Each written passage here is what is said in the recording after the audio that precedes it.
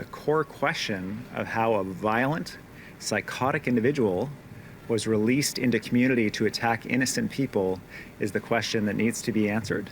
To answer just that, Premier David Eby announced this afternoon he's tapped Abbotsford's former police chief, Bob Rich, to look into the case of Blair Donnelly and others like him who have been found not criminally responsible because of a mental disorder.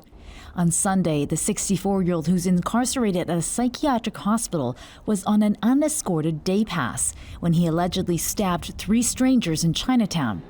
Donnelly has been held at the hospital since 2008 when he was convicted of murdering his 16-year-old daughter.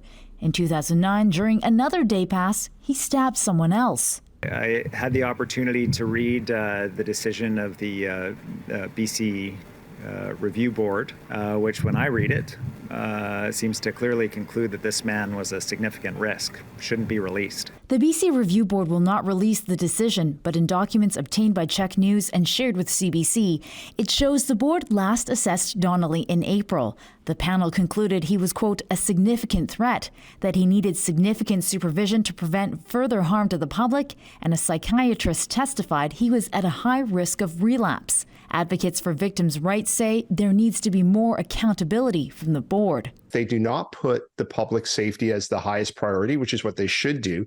And unfortunately, we get results as we've seen this past weekend.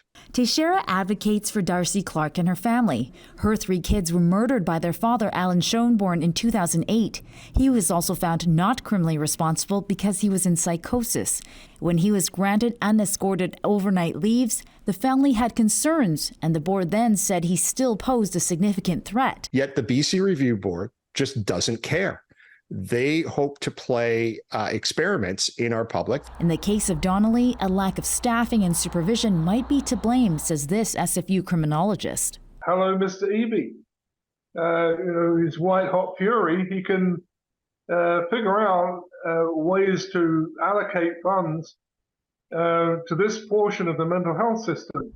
But still, Gordon says someone made a poor decision. The Provincial Health Agency has refused any interviews, only sending a statement which reads in part, many who are eligible for community access do not receive day passes for reasons including their illness. On the day of a scheduled outing, the patient is assessed to decide whether they are stable and well enough to visit the community. Premier Eby gave no timeline on the inquiry, only he wants results as soon as possible. Lien Yeung, CBC News, Vancouver.